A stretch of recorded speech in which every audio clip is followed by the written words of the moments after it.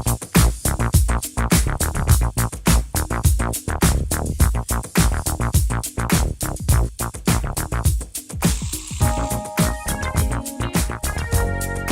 welcome, everybody.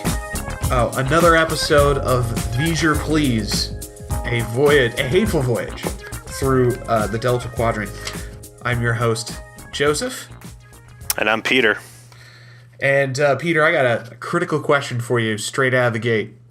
Did your child shit on you before this episode? Well, I am pleased to report that not only did baby not shit on me, she did not shit on herself or the carpeting. So this was a relatively fecal-free episode for my household. Well, I feel like if that's like some sort of arbiter or avatar of what is to come, that's a good indicator of the quality of the episode. Did your baby poop on you? Yeah, I was thinking she might have some of the oracular abilities that I do, and if we were to use her poop as a metric, as a forecaster for what was to come, I would say she was right on the money. This episode 2. Are we going to call this episode 2, or would this technically be 3 since that first one was a two-parter? Well, you know what? Let's go ahead and go with the Netflix numbering. And the Netflix numbering says this is episode 2. So, yes, season 1, episode 2, Parallax. Pretty good. I would say, yeah. Like it was a nice change from what was a slow descent into the mouth of madness as we watched the pilot. This was pretty solid. We let a couple of our friends listen to the podcast, and one of them who didn't even listen to our podcast just went down this laundry list of like anger points. Man, are you sure you weren't just sitting in the room with us while we were recording this podcast? Because you just you just punched all the buttons right along with us, man. It was kind of comforting to know that our complaints about the episode were more universal to other Trek fans.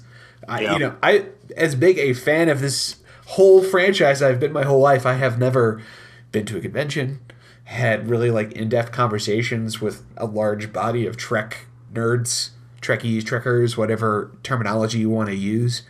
And so this has been an adventure as we've started to begin our halting steps out into the universe as far as letting people see this project and hear it, that we're in good company and when it comes to the premiere of Voyager. I'll tell you what, I didn't pay attention to anything you just said because you started talking about conventions and I had a flashback. I've been to conventions. My dad took me to my first Star Trek convention, and my dad's pretty cool and saw that I was into it, and he took us. And I've never seen my dad cross into regret faster than I did on that Star Trek convention. I was young. I was impressionable. I was like, yeah, let's hang around for what these guys are going to say up on stage. He's like, no, we're leaving now. And I was like, oh. No, son, I must protect you from this dark revelation. I must steal you from this life you would lead. Well, spoiler alert, you failed, Dad. And speaking of failures in leadership, the episode becomes in sickbay. We've got this guy, he was in the premiere, Lieutenant Carey. He had a vocal cameo. I think he had a quick appearance in the engine room. Unlike the chief engineer who got zip. Yeah, it's zotted off camera and you never even saw the corpse. This guy we actually saw. Lieutenant Joe Carey, he's all busted up. He's got some fake blood on him, and he is not happy because he has apparently been punched in the nose by one B'Elanna Torres, and he's recounting this little workplace incident to an interested Tuvok and Chakotay and an entirely disinterested holographic doctor who is being a delightful asshole to him. I wanted more blood. I think if you're going to get your nose busted by a half Klingon, that more than a little bit of... It looked like he had some old ketchup on his face. But you know what? This is UPN. You're not allowed to show too much. I'll tell you what, man. I'm watching Discovery. They are not pulling punches on gore in that. It looks like a fucking slasher film. So maybe that's why this little smattering of red across his nose wasn't doing it for me. That's network TV versus the internet. It was also, 1995 versus 2018. 20 gritty. Evidently, they had a workplace dispute that very quickly went violent for what is portrayed as indefensible reasons. They break that party up with him, stereotypically shouting out the door about wanting that crazy woman off of his engine room and all this other stuff to a Sorkin walk and talk. But they did this long tracking shot kind of in the hallway in the round. Yeah, how long do you think that hallway corridor really is? I mean, I think they probably walked the duration of the set. I mean, that shot was probably 30, 45 seconds. So in that shot, that's Tuvok saying, hey, I'm going to throw this broad in the brig for 75 to 200 years until we get back, and then, she's going to get a court-martial. I think he says specifically that the captain has the authority to court-martial her right there. And, like, when Right. he's by the book. He's like, all right, well, we're going to transfer her to prison, and we're going to have the court-martial, and that's that. So let's make that happen. Like, he's locked and loaded to do this by the book, and Chakotay's trying to convince him, give me a chance to maybe to handle this differently, and Tuvok takes some convincing, which you start to get the feel for where this episode's going to go, that they're going to finally address some of these unspoken questions that they jammed at the end of the premiere about these Maquis guys. I wouldn't say there was convincing going on here. I would say that Chakotay tried to like straight up intimidate Tuvok into backing off the book on this one. And I got to say that if this is the scene where Chakotay really starts trying to put his foot down and inspire belief that he's this fiery, radical leader, he shits the bed hard. Chakotay has to be the least intimidating guy I think I've ever seen on Star Trek. Him trying to browbeat and big dog on Tuvok was ridiculous. I would say Wesley Crusher has more intimidation in one of his pumpkin ruffle sweaters than Chakotay's got in that whole uniform. It is absolutely apparent that is the case when the fact that he uses the same tone in this conversation as he does in the very next one with two Maquis soldiers looking to mutiny the ship. It's the same tone of voice. It's the same passionless, droning voice that he uses in both. I've heard that voice before, and I have to say that is the ship's counselor's voice. Like, this dude should be wearing a teal scourge. Oh, that's bullshit, my friend. You could actually see some intonation when Marina Sirtis was on screen. That is nonsense. He's a flat out cardboard cutout. He is very good though at using doors and turbo lifts for dramatic effect. Because it's like he gets on that turbo lift at the end of that conversation with Tuvok specifically so he can have that sort of parting words moment. And as these doors part, so shall my words. I wouldn't be surprised if he just like sat there and just waited 10 seconds for Tuvok to leave and then like peeked his head out. Like, I didn't actually have to get on the elevator. It was just my dramatic exit. So yeah, the two Maquis come up and they're like, oh, hey, boss, even though there's like 12 of us, let's mutiny this shit. One of those two, and there was, Ensign Seska? Yeah, Seska was in the blue uniform. So, knowing that, again, what little bit I do know about Voyager, that she's gonna have a heel-face switch here, or I guess a face-heel switch. I'll be paying attention to her scenes. But yeah, he's like, I ever hear you two talking like that again, I'll throw you in the brig myself. Yeah, okay, whatever, Chakotay. He says that with all the authority of a fucking substitute teacher. After that, he transitions to go to talk to B'Elanna, and I guess... Throes of passion. Roxana Biggs got, like, apparently her performance notes from the premiere, and it was one sentence, and it's continue to be angry, because that's basically all she does in the scene. So the scene starts, the doors open up, Chakotay comes in, right as she's having, a rage moment. They got that whole set they could have thrashed. She could have been punching holes in the wall or denting bulkheads. She grabs, like, a silver cup. And, like, meekly throws it at Chakotay's feet, like, Throws it at a safe vector, so it'll just bounce up, and at the worst, they'll have a space entry of a nicked ankle, or okay, Klingon, whatever. Chakotay comes in and gives what my wife calls the, you're a loose cannon, Kowalski! You gotta calm down. It's not actually a good idea just to punch people when you disagree with them, which I don't understand what's happened in the intervening time period from now to the 24th century, that has to be a lesson imparted to anyone. But here we are, we're having some basic HR lessons with substitute teacher Chakotay. I liked his approach on that, though, because he's like, you're making my day real shitty with your actions. And I thought it's cool that he's not just a purely, humanitarian. It's just like, look, we're in a rough spot here, and you are fucking all of it up. Like, I've gotten a decent spot on this ship, and now you're putting me in the hot seat. I think that the character of Chakotay is put in a position in written dialogue that is appropriate to what they're trying to portray with him. I just don't think that the actor manages to deliver on all of that. And I think it becomes more apparent as the episode goes on, because there's a couple really good scenes that he doesn't manage to screw up, but definitely is the junior partner in. Here's my observation. The sickbay scene, he's real timid. The attempted intimidation of Tuvok, I thought was pretty flat, but I think he actually dresses Torres down pretty well, and he has a later scene with Janeway where he gets pretty fiery. I think I might give him the misogynist award. Maybe he only feels good yelling at women. He wants Torres made chief engineer, because it gives him more opportunity to yell at her. And he doesn't miss the opportunity for a dramatic use of the door to end the prologue scene. Yeah, there's many doors in engineering too. This guy's empire building right now. Following the scene, the next shot is in the briefing room. I'm not sure why they shot it this way. Half the shots seem to be done from this like low angle with the camera like in the middle of where the table should be. It's a teleconference, and you're getting to view the senior staff meeting from the view of the webcam.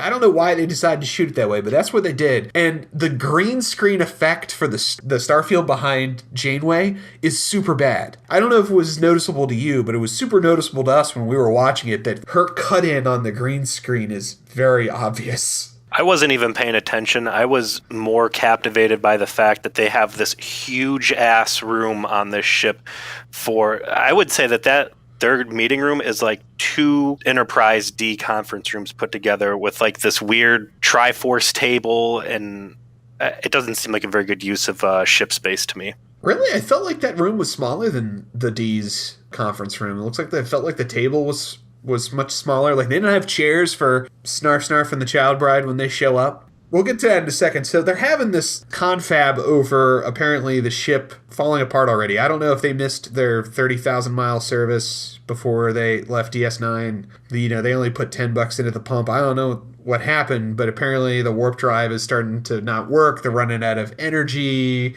It's not good. Yeah, it was a 15% drop in drive speed. Like, it's a deep space exploration vehicle. How's your engine already effed up? Because I saw the accident you guys got into. Not that big a deal. I mean, this ship is designed to go through the farthest reaches of space and roll and cruise around at super high speed. And here you are, like a week into your mission. Yeah, you got banged up a little bit, but it wasn't too bad. You fought a bunch of space hoopties. You fought the fucking Kazon. They aren't that cool. And your shit's already falling apart? You know what the K in Kazon stands for? Kmart. These are Kmart villains. They are Kmart Klingons. They're Kmart Klingons. That's exactly what they are. That's exactly what they are. These motherfuckers got elastic waistbands in their jeans. That's a quality of villain we're dealing with here. My takeaway from this little briefing here, they gloss over 2 things which seem pretty big to me. Well, the first thing is Kim like, we tried to get the holodeck to be able to power, the rest of the ship. But for some zany reason, this one ship system is just completely incompatible with everything else. So don't worry, writers. We're not going to be in danger of losing, the space LARP opportunities that the dangerous holodecks provide us. Hey, listen, writers need to phone it in every once in a while, too. If I remember correctly, there are a lot of holodeck episodes, each one more preposterous than the other one. And I would say right off the bat, Janeway's got the right idea about trying to shut those motherfuckers down. It's got to be well known through Starfleet at this point that the holodecks should be called by the Professor Xavier School for the Gifted name, and that is danger rooms. I will say that Voyager has the single best, by far, holodeck episode in all of Star Trek. And I cannot wait. We'll get to that one. Oh, it's deep. We're deep. We gotta get deep into the series before we find it, but when we do, it's a delight. Well, I'll be waiting for it. And the other big thing was them just real casually mentioning that, oh, by the way, the replicator's off, which pretty big deal for the show. I mean, a lot of stuff springs off of that, and Ronald Moore, who you talked about before, he was in some Deep Space Nine episodes. I read something pretty interesting saying that, all the Star Trek writers hated the replicators because having the presence of the replicators remove the plot opportunities to have, like, we need to get thing X to save the day. And when you got a replicator, you just replicate 100 thing X's. So them removing the replicators, necessitating a need for hydroponics and food being grown on the ship, and being able to reintroduce the concept of, hey, we have to go on a wild goose chase to get thing X. Pretty big deal. And just having a throwaway line as to why they're down was kind of a head scratcher. I mean, I get that when you have essentially an unlimited capacity to create unlimited things. It creates a lack of dramatic tension when it comes to scarcity of resources. So, Yes. 100% down with them trying to institute some level of scarcity. But the fact that they give it to Kess in a throwaway line. So, Snarf Snarf and the Child Bride show up. There's no seat for them. They sort of invite their way into the room. Neelix does not have the foresight to have brought with him party tacos if he's going to crash a party like this. 12 tacos is the recommended Taco Bell limit of tacos to bring to induce a party. And he did not bring the tacos. He just brings his child bride with a very unfortunate wig. Cass is the one who sits down and is like, here, I'm going to actually be useful, and I want to problem solve this whole us not starving to death thing, which does not get mentioned by anybody else. Seems like it would be a really big fucking deal. But she's immediately got an answer for it. And Janeway's like, you know what? That's what you're doing. That's your job now. You're going to make it so we don't starve to death. Hey, back out for a second here. This is a senior briefing meeting. They're talking about some heavy shit. They start getting to crew assignments and some other real sensitive stuff. You got Snarf showing up with his child bride. She's like, oh yeah, go ahead, sit down. Listen to all this shit. I have no idea if you guys really mean anything good for the ship. Neelix, you've already basically bamboozled us once to get, use us as a vehicle to get what you wanted by ambushing or double crossing the space Kmart Klingons. But, go ahead and listen to all our dirty laundry. And despite the fact I don't know if you guys are spies or saboteurs or ultimately going to try and F us over, I don't even know if you guys are loose-lipped blabbity mouths. They're going to take all the shit we're talking about here and fucking run into cargo room B or the fucking John and be like, oh, damn, B'Elanna Torres about to get promoted over these fucking Starfleet dudes. I'm glad that you're not working for one of the other races that got beamed from the parts of the galaxy or some fucking God knows what we haven't met in this quadrant yet. Let me give you the inner workings of the ship. Yeah. Yeah, just wait till they see the Sears Romulans. It was like Romulans, but their ships have become depressingly understocked. With the expectation that they're going to be closed at some point in the near future. They can only cloak 3/4 of the ship anymore. I mean, no shit. My wife and I went to Sears this past weekend. There was one table where they just had 2 sweaters on it. Clearly could be usually stacked high with sweaters. All they had was 2 sweaters to put on it. I mean, the whole place was essentially half empty. It's a depressing thought. And speaking of depressing thoughts, Paris made a quick steal yo girl move with Cass. Did you catch that? Oh, here, take my seat. Oh, yeah. He miladied her pretty good there. Tom Paris, baddest boy in the Delta Quadrant, never skipping an opportunity to size up the available options and start planting some seeds that, may grow in the future. Well, now that unfortunately the Betazoid helmsman is dead, he's got plenty of time. His dance card just freed up. Also on the Paris thing, so what's the crew complement on the Voyager, 150-ish? Yeah, I think we said 141.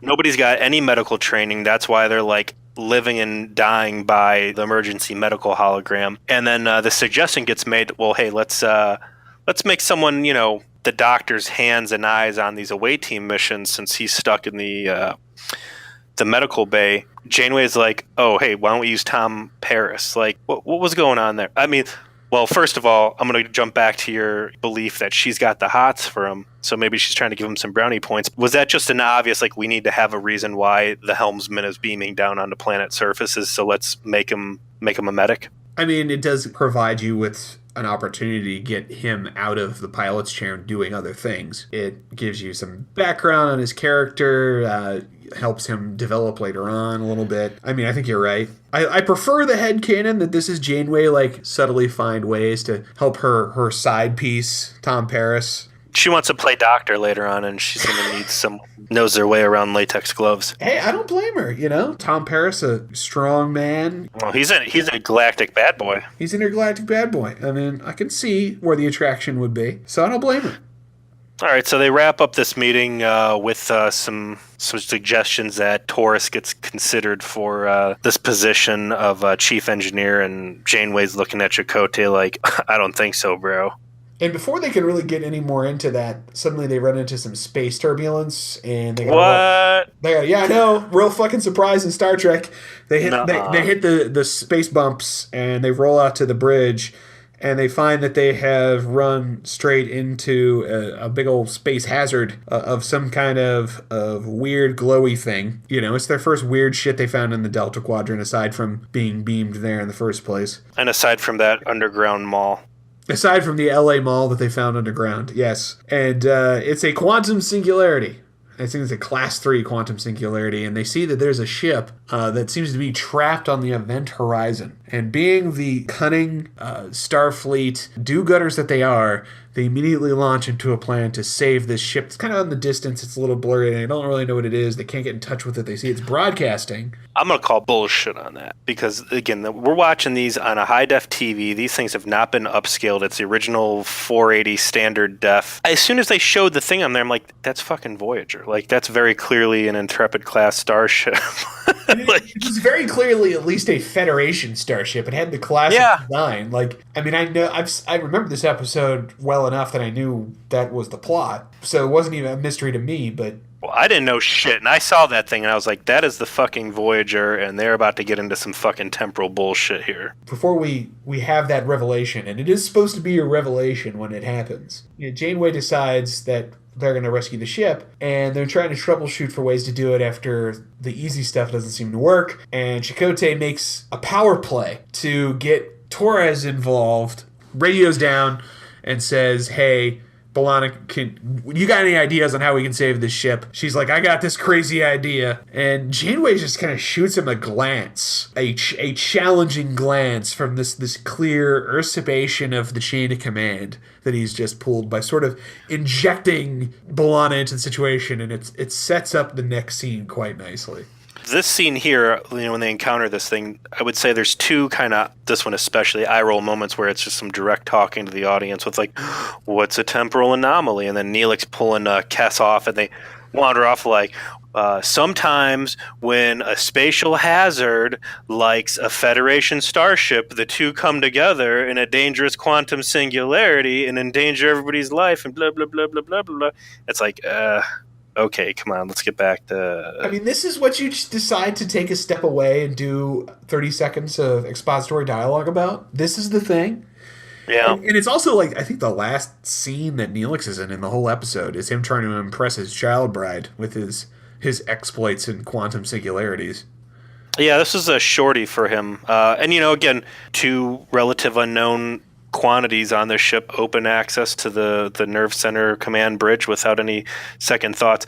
I didn't throw this out here during the opening thing, but Neelix was my, what was he? In high school, the biology teacher was his brother-in-law. No shit. Yeah. I can't remember. I'll have to dig my yearbook out and try and find the name, but yeah, his brother-in-law was a teacher for Charles F. Brush. Ethan Phillips is the actor's name, aside from the fact that he does a lot of Trek-related convention appearances. I don't really know about anything else about his work. Well, this isn't his work. This was his brother-in-law's work. I mean, I wouldn't be surprised if Ethan Phillips went to go be a teacher after this. So anyways, the next scene, Captain's ready room, and Chakotay gets ready to come out swinging on the second female. Yeah, this is the strongest scene in the episode. It's probably the strongest scene in the show so far. Because yes. Janeway basically, I don't know, she has basically a checklist of all of your complaints from the last episode about her hating her crew and the absurdity of the idea of Maquis terrorists suddenly getting to be, on par with her career officers. And she actually just rolls right through that and is like, you are insane if you think I'm going to have my Starfleet graduated professional staff members report to one of your ruffians. That shit is not happening. Chakotay should have cut her off right then and been like, you're Starfleet recruit. You mean that fucking felon Tom Paris, that felon terrorist Tom Paris sitting in there?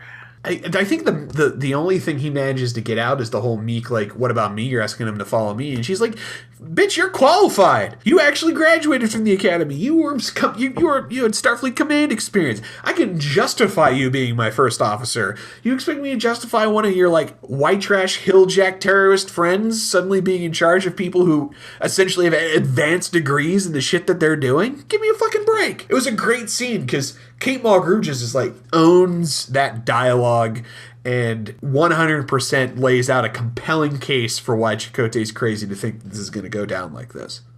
I think he holds his own. I'm not thrilled about the Chakotay character, but I think he does right. Also, pay attention to the way that people are pronouncing his name. Like, everybody's kind of like Chakotay. Anytime Torres Balana says it, she's like, Chakotay. She does it all with this, like, exotic verve. She knows him. She knows the right way to say his name. Well, I mean, they do indicate a level of intimacy between them later on, so we'll wait for that. But I do agree partially with you in that he manages a great point near the end of, like, you are going to have to let this go if you want these people to work for you. Sure.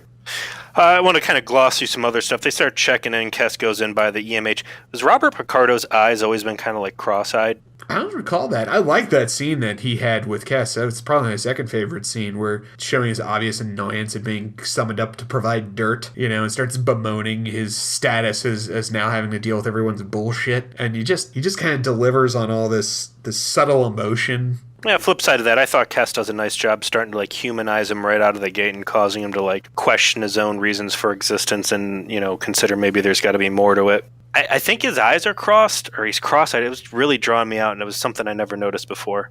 I'm going to look carefully for that next time. I don't think I've ever noticed that, but I agree with you. I mean, Kes really, the naivety of her character, literally being, a born yesterday-ish type of perspective, plays super well into the scene, and you finally kind of get a little bit more of a feel for the Doctor, and you get a little bit more for feel for Kes, too. So, and it sets up this techno-babbly issue with the Doctor's emitters somehow, which I enjoyed, somehow getting smaller, and they do a perspective shot where suddenly Kes is taller than the Doctor when at the beginning she wasn't, and they cut to the big rescue attempt.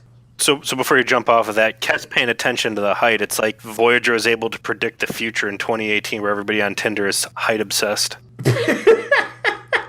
Yeah, suddenly Robert Picardo and not even have anyone swiping right for him. So yeah, they try. There's a fuck up. This whole middle part here, and on one end, I'm bitching in the first episode about how everybody's just getting together like peanut butter and jelly. This episode, everybody in that engineering department seems hell bent on being a dickhead, and like it is the most Roddenberry future utopian society ever, with just anybody getting a chance to throw a right hook at someone else's feelings that day, and they're just letting them go crazy. It's realistic in the circumstance they are portraying, and I think, and we'll get to this at the end, is why this episode's a little bittersweet. But if it has a weakness, it's all this fucking shaky cam and technobabble. I swear there were like 4 big scenes with all this endless technobabble, and then 3 almost difficult to watch shaky cam sequences.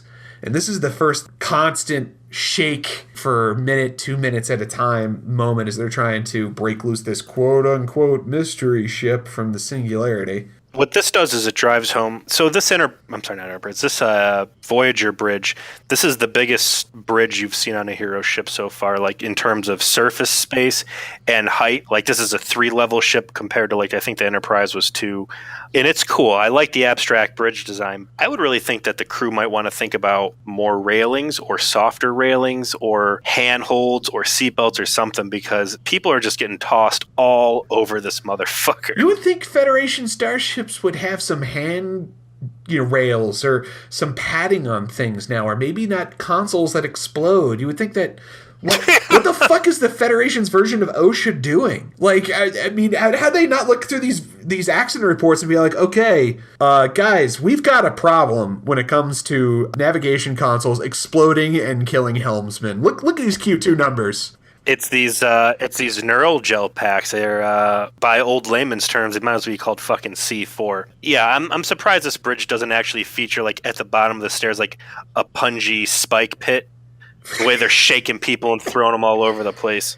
It's like someone there was just like, well, how many 90-degree hard edges can we just build into this thing to cause as many injuries as possible? They finally get through the failed attempt to get the ship out. The next scene is back in the ready room, and it's my wife called the most awkward job interview of all time, when B'Elanna gets called in to have a talk with Janeway about being the chief engineer. And B'Elanna apparently needed to go to some career skills classes before she joined the Maquis because she says all the things that you would say if you wanted to be convinced not to hire somebody. Like, she would be absolute garbage at supervising people. She just kind of admits that. She would be bad. She has no people skills. You can chalk that up to self-doubt or whatever. The bigger issue there is just her being needlessly antagonistic to Janeway. And the flip side of that is Janeway even putting up with this shit. Like, she's not keen on Torres in the first part. She brings her in on Chakotay's request. I'm going to bounce that bitch out of there within the first 30 seconds when, like, you know what? You don't want the job? Cool. See you later. I know, right? Like, okay. I mean, you're smart, but we'll use you for good ideas, and we'll obviously let somebody who won't punch people and won't be an absolute, Torres, good for two things. Wacky tractor beams and anytime we need a silver cup thrown at someone's boot. And before they can wrap up the interview, they have a little cut back to the bridge, because what happened is after they failed to get the ship out, they resolved to go find this friendly race that Neelix told them about to maybe help them get the ship out, and they find that suddenly they're back at the same weird space anomaly that they started at, even though they shouldn't be. It was a good skin tingly moment, I thought, and this is something I want to reach into at the end of the episode when we got some open floor discussion time, but temporal loops, I would think, would have to be like one of the top 5 like Starfleet personnel fears. You would think so, but I think we have a scene at the end of the episode, or close to the end of the episode, that is very weird when it comes to discussing that very topic. Well, they do a staff meeting to discuss what's going on and try and come up with some assessments and some workarounds, and it's basically where they lay out the whole temporal distortion theory, where for the first time in the series, I really feel like I'm sitting in the seat right there alongside Tom Paris, where I'm like, this is ridiculous, what the fuck? Oh, we're not there yet. That's actually another staff meeting later. So this is the middle staff meeting where once again Chakotay manages to get Torres involved, and Joe Carey also gets brought in because there's still this weird indecision, even though Torres had the worst fucking job interview of all time. Yeah. Because they haven't figured out yet that the ship is them, right? And so we have another, I want to say, 5 to 10 minutes of the episode where they are slowly finally coming to that realization. Eventually they do. A lot of stuff happens. You see Harry Kim, Garrett Wang, try and act like he's in pain in the hallway in a comedically bad scene with a headache. The worst acting. Literally goes to one knee and goes, ow, my head. I'm captivated by his beautiful, silky, flowing hair just bobbing around as he's rhythmically jerking it. Yeah, it's right up there with all the shaky cam ship explosions, is like him again shaking his way down to the floor in yet another long hallway walk. I think that hallway gets 4 different scenes in this episode. Pretty good clock time for that hallway for an all episode, or for an all ship based episode. They gotta save money on building out all these sets. It's only season 1. They need to accumulate some budget. Fuck that. I'll take that hallway 100% of the time if it means no more SoCal mall escalators. Garrett Wang's game attempt at attempting to portray pain aside, they eventually figure out in this comically ridiculous moment when they finally do the Blade Runner enhance and see that the ship they've been tracking that's near the anomaly is them. Tom Paris literally stands up in front of the green screen, looks towards the camera, and says, "It us." It's like, yeah, we know. Everyone else has figured this out, except for all of you. Well, I still thought it was a pretty good, tingly moment for them to bust out. Certainly a better space dilemma than the fucking caretaker was. They finally have their third and final staff meeting about it, and this is where we have the ridiculous Tom Paris questioning the logic of temporal mechanics and then being dismissed moment, where they're trying to explain that it's them, and so they're getting the things they've already done in terms of these transmissions they're getting, and this is why they can't actually save the ship and all this. And Tom Paris brings up, wait a second, weren't we brought here because we heard a distress signal? And haven't we not sent a distress signal? So how is it that we got brought here if the thing we did to bring us here hasn't happened yet? Which is the clear paradox in play. And then he's like, doesn't this make sense? He literally says, like, am I making sense? And then Janeway's like, nah, it's okay. Don't worry your pretty little head. It's all right, buddy. Real pat on the head moment. And you know, I'm usually pretty good at keeping shoulder to shoulder with, like, you know, the Star Trek dilemma pile, but they're laying this thing out, and I'm trying to, like, pinpoint, like, what's the precipitating event here? Are they, you know, because there's a couple TNG episodes where, like, you know, the crew you're following weren't the ones who created the cascade failure, you know, the precipitating event. So again, this is another talking to the audience. Let's bring people up to speed on what ridiculousness we're trying to lay down here. Her patting him on the head, and like the whole scene, or the whole crew, like looking at him like, Tom, you're so stupid. I felt was like a "you're so stupid" directed at the audience for being right there with him. It's completely unnecessary too. Like, why belittle poor Tom Paris and therefore us by bringing up the big obvious paradox and just be like, that shit doesn't matter. Like, either provide an explanation or let it go. But they don't do either of those things. I would also respect a captain who's like, you know what? Fuck it. It doesn't matter. We're stuck here now. Move past the the logic difficulty. We're not going to disprove to the rogue wormhole that it made a mistake and we shouldn't be here. Can't we get retcon our way out of this by pointing out its logical fallacies? I will say, you know, the scene before this, Janeway's like, hey, dump all the sensor logs and all this other shit to my ready room. I want to do my own analysis on this. And it touches again on the fact that she was a science officer prior to getting into the command track. And I think it's pretty cool that, you know, they keep drawing that in there, that she's not fully reliant on other crews, or at least, you know, there's some independent thinking here in different departments reaching the same conclusion. It's the captain in many of these cases who's, you know, down there in the trenches examining this data. They do I agree. They do a great job with making sure they reinforce Janeway's past as a science officer, interest in scientific concepts. In fact, she has this nerd out moment with B'Elanna here in a minute. You mean where they fall in love, madly in love? They do. But I think all the prior captains to date have those elements. I mean, Picard was a diplomat and an archaeologist. Sisko was an engineer, you know, and a ship designer and that sort of thing. So there's been some, like, you've gotten tastes of their background prior to being in command, and they do a good job of doing that with Janeway. So the boss cracks open a spreadsheet on her own. She can't figure this out. And then suddenly B'Elanna and her have this moment of pure Star Trek in-universe nerdery where they kind of figure it all out. They figure out what's going on. They just stand up in front of the staff and they're just like right in front of each other. Boob to boob. Right in the eyes, like going back and forth, rapid fire, really into nerding out over their revelation about this time paradox that they're in. When they both said you're like, oh, how do we fix this? Oh, warp particles, and they both say it at the same time. I haven't seen something like that on TV since, what was it, the old Folger ads are like, oh, what was the name of that waiter in Paris? And like both like, Jean-Luc. I love this coffee. From General Foods International Coffees. I loved that waiter. Jean-Luc. That was what this reminded me of. They figure out that to detect the hole in this sort of time bubble that they're in, the hole in the plot, to get out of the plot. And so they institute the plan. They find the hole, but the hole's not big enough, so they got to jam some shit into that hole so that they can get themselves out of this plot. Yeah, they need to lubricate it with some warp particles, some space KY from the Type 6 shuttlecraft. Big shout out to Type 6.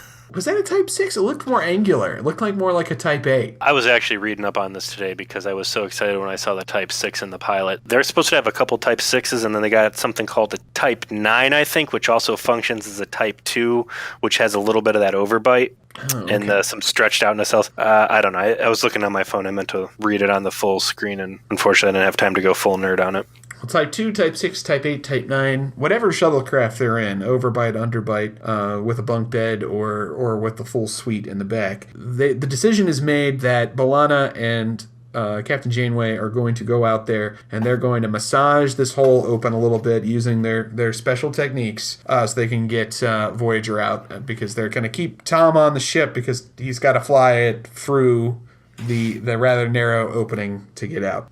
They keep Tom on the ship because the last time he was on a shuttlecraft with a female co-worker, it ended up in some sexual misconduct charges. Tom is banned from shuttlecraft in the rest of season 1. He lost those privileges.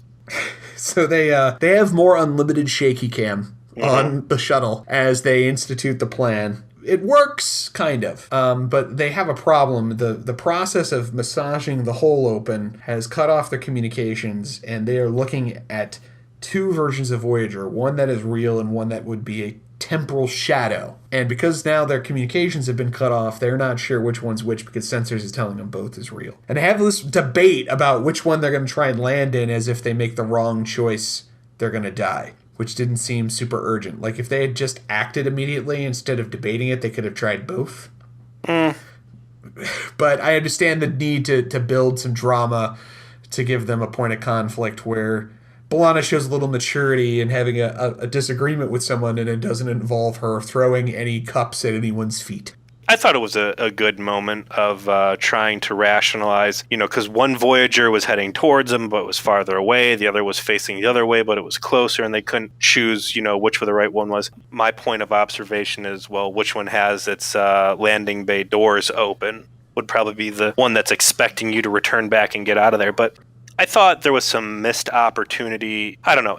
I go off on these tangents in my head thinking about what if, and it kind of makes these episodes a little bit better for me than they actually might be. Like, so this other Voyager that they keep seeing throughout the episode, like you said, it's a temporal image. It's not a real thing. Like in Next Gen, they would have situations where they're seeing other Enterprises and they're legit real other Enterprises, not these phantom images. I think it would be cool if they would have picked the wrong Voyager, and if that was like a real corporeal vessel, and you pick up some extra crewmates that are, temporal displaced things from a spatial anomaly fuck up like this. Like, if you could get some Mary Kate and Ashley Olsen, or whatever their names were, the twins, the William and Thomas Riker conundrum of like, we actually got this extra captain and extra chief engineer now because they've picked the wrong ship and they're just a part of the crew now. I think that would have been a... Just you wait, is all I'll say. Just you wait. There's a Voyager episode that will scratch your itch, sir. Good. Yeah. Good. Gives me something to look forward to. It was one of the better ones, too. So I'll hopefully it's as good in real life as it is in my memory. So, and that's a relatively early one. I won't spoil it. Another part of that shuttle trip was, of course, the mending of fences between Torres and Janeway. Janeway talks about, what she read in her permanent file from Starfleet Academy, and how all of, the ballbuster teachers she had really actually loved her and were sad to see her go and whatever, and everything's water under the bridge. And that's some classic 90s TV trope writing, but at least it was delivered in a way where both actors in the scene did it authentically, especially Kate Mulgrew, who I think was really good in this episode in particular. Yeah. I feel like what was lacking in that second half of the pilot, she was solid throughout this whole episode. I totally bought why she decided she needed to put B'Elanna in charge, ultimately, despite the bad interview. She's quietly acceded to Chakotay's point that the only way she's going to make this work is if she accepts some discontent from the Starfleet people and allow the Maquis people to have a little bit of say in what's going on. Like, they didn't ham-hand it. They didn't feel a need to go into too much depth of her admitting that, but they showed her admitting that. I think that Janeway thinks that she's the smartest person on the ship because, after all, her one Vulcan bridge officer is a dumb thug sitting over in security. I think that she thinks she's the smartest person on the ship. That's why she wants to see all the data and do her own independent analysis. And I think that when she had her BFF moment in the ready room with Torres about warp particles, and she kind of saw that, all right, maybe Torres is playing on the same level that she is brain-wise. Janeway, who stupidly condemned that entire crew to have to slow trek to Star Trek their way back home because she fucked up and blew up the ticket home, now sees a way to try and unfuck her mistake and get people out of there, and it means getting talent in the right places, whatever the cost. That makes sense if we accept the sloppy writing that slapped together at the end of the pilot to be a failing of Janeway as a character rather than a failing of the writers. They picked the right Voyager, obviously. They punch through. There's some real rapey dialogue about, just Just punch it. We've refrained for the most part of making too many sex-related jokes, but man, this episode begs to have them done. Yeah. With its dialogue. But at the end, it gets right down phallic. Like, time to punch through. They make it out, though, and sure enough, B'Elanna is put in charge of engineering. Chakotay gives her a little pep talk about not causing any more HR complaints. You know, they have this comedic scene where she says please, and suddenly all the Starfleet people are like, oh, that's all we needed to hear. And they go to work. And then Joe Carey's he's a professional. He shakes her hand. He's like, you're not going to get anything less than my best effort, you know? Bullshit. He stink palmed her. That dude had his fucking hand jammed so far up his fucking jumpsuit. He'd been cooking that all day.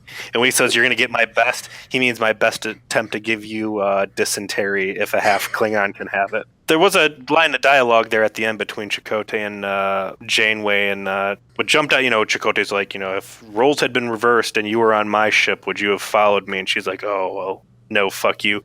I like that he doesn't even have a name for the Maquis ship. The fucking Space El Camino, the Maquis Firebird. He's like, if things had been reversed and it was Voyager that was destroyed and you had to join me on Maquis ship, like, that's how bad you are as a commander, dude. You didn't even name your fucking ship. Her response would be, if I was stuck on your fucking intergalactic Trans Am, I would have piled into the nearest sun and did a 360, killed myself. Because I don't want to be in that stank mobile for whatever billion years it would take us to get back going at Warp 2, or whatever the fuck that thing makes. Like, you know, you should be really happy you're stranded on my state-of-the-art, you know, speed demon vessel. It could have been a lot fucking worse for you, bro. Overall, did you like the episode? I really liked it. I'd say on a 10-point scale, I mean, I put it right up there at a 8, maybe even a 9. Yeah, it was good. It was good Star Trek. It really like started to pay off all of our unanswered questions.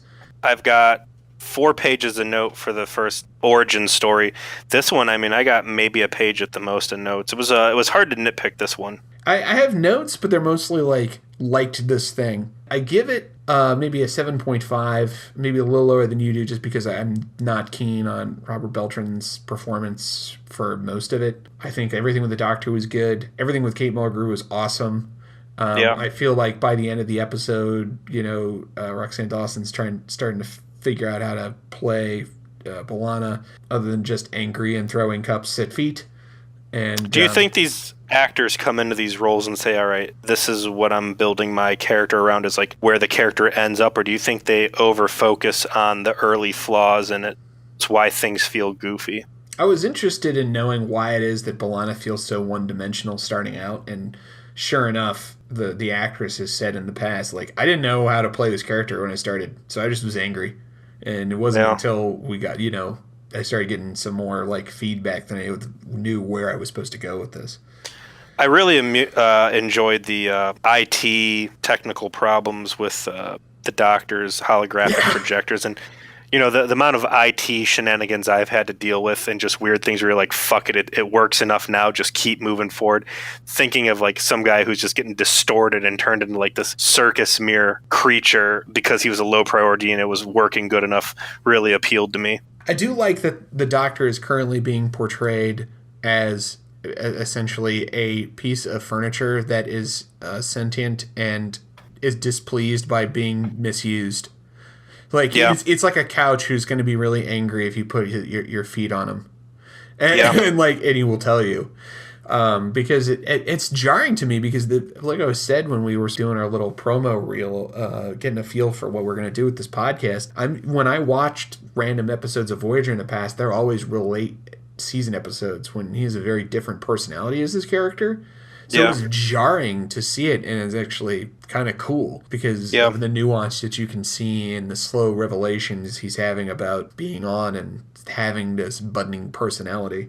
I think that this should have been the second half to the pilot episode. They should have cut out all the caretaker crap, found some other reason to bring Kes and Neelix on, and this was all the stuff that I wanted to see. It was a good ship-based episode, and it was I thought a really, this is where the legacy of Trek, of TNG and DS9 started to shine, where they had a good space conundrum that was dangerous and interesting, and ultimately, a can-do attitude was able to get him through. Points off for the revelatory moment not being particularly revelatory. Overall, a much better, stronger effort. I would say on the downside, this is basically one of the last episodes where we get any tension with the Maquis element.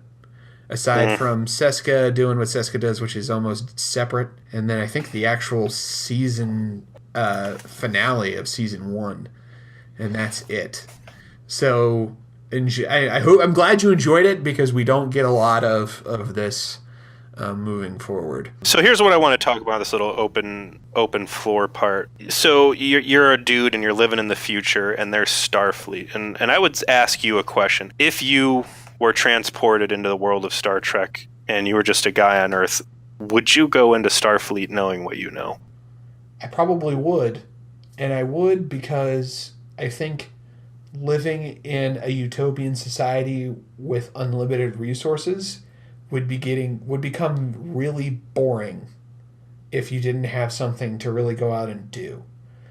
And Starfleet's really the only game in town when it comes to going out and experiencing any kind of danger, I suppose.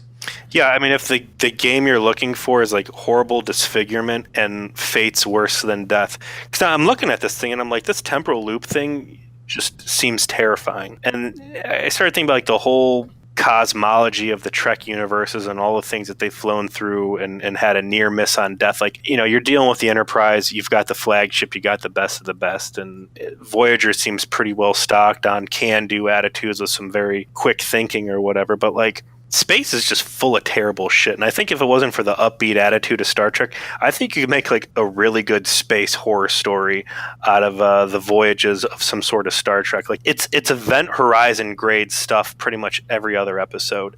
And I gotta wonder, at some level, does Starfleet just suppress the horror stories of what actually goes on out there from the people of Earth and the Starfleet cadets? Because who the fuck's gonna sign up for stuff where you're getting jettisoned into space, caught for 50 years in a repeating loop where you're dying 100 million times? What is the average Starfleet officer, what are they really considering at their core? The fate worse than death, that they feel that coming on the bridge, and oh please God, don't be a world eater. Oh please God, don't be don't be another, space baby floating in space that's gonna oh please, it's one of these things that are gonna make all the walls bleed and we're gonna hear nothing but children screaming for the next hour. Well, it's funny you bring that up, because one of my favorite, and here's how deep in the nerd I'm going to get, one of my favorite Star Trek novels bring in a conversation, it's a TNG novel, and I don't remember the name of it, but I remember this scene incredibly vividly, where this basically astrophysicist comes on to the Enterprise and has this laundry list of all of the shit that the Enterprise D has run into. And he goes to this scene where she's in the briefing room and he's going through this with Picard, thing after thing after thing. And she's like, do you realize that nobody else has these kinds of experiences? That ships will go through a 50-year, a deployment cycle between being launched and being decommissioned, and maybe run into one thing like you guys run into on a weekly basis? People go their entire careers and nothing will happen? So it laid the seed of the idea that the hero ships we see are the ones that are experiencing the weird shit, and most people in Starfleet have really boring, normal space careers. You said that was a book? It was a book, yeah. That's a pretty good one. I want to say it was one of Peter David's books. I can't remember the name of it, but it was this great scene where it's one after another. She goes through and she's like, I don't even know if you named this thing. No one's ever run into this before. Only you have run into this. There's all this heavy debate in our lifetime right now, do cell phones cause cancer? And all these, things fluorescent light bulbs are bad for you. All the little things that we worry about, accumulating bad health, are the fucking people on these starships, these hero ships, must have so many terrible, terminally ill, sterilizing events happening to them that... The key is to be on a Miranda-class bucket doing milk runs and not be on the fucking flagship if you want to keep your balls intact, and to be unphasered. That's the key. That's the words to live by. Do you want to lay out what the next episode's going to be before we Yeah. Before we have our parting words? The next episode is Time and Again. So, as you might believe from the title, we've got another temporal conundrum episode on the horizon. And this is a Janeway and Paris focused episode. So we get to dive into our headcanon here in shortly. I don't want to dive into that headcanon. Give me some Tuvok. Give me some of these other guys. I don't want to go into Cougar Town. Well, we'll see how that one goes. But for this episode, I think that the parting words of wisdom that most apply to the moral of this story would be the good old rule of acquisition number 33. It never hurts to suck up to the boss. Perfect. All right. Well, thank you so much for listening to Voyager, Please, A Hateful Voyage Through the Delta Quadrant. If you would like to email us, you can. We are at VoyagerPlease@gmail.com. That's VGERPLEASE@gmail.com. Email us with your questions, anything that you want to ask us or for us to talk about on the air. We would be delighted if anyone wrote us anything, just so we know someone is listening. That's Joe saying that. I'm not going to look at this email address. Joe, you're in charge of it. You get all the hate mail and all the people telling us that we're bad people and doing bad things. That's the story of my life. So on that note, I am Joseph. I'm Peter. And thank you for listening to Voyager, Please. Adios.